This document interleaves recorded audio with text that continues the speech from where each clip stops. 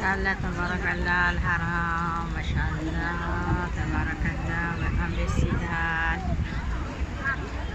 አልሐምዱሊላህ ረቢል ዓለሚን። ያያችሁት ማሻአላህ ተባረከላ። ዛሬ 27ኛ እና 28ኛው ቀን ዱዓ እያደረግን ነው። አልሐራም ነው ያለነው። አልሐምዱሊላህ ረቢል ዓለሚን። ያ ረብ አንተ ወፍቀን፣ ያ ከሪም፣ ያ ረሂም፣ ያ ረቢ ሁሉንም ሙስሊምን ረቢ ወፍቀው።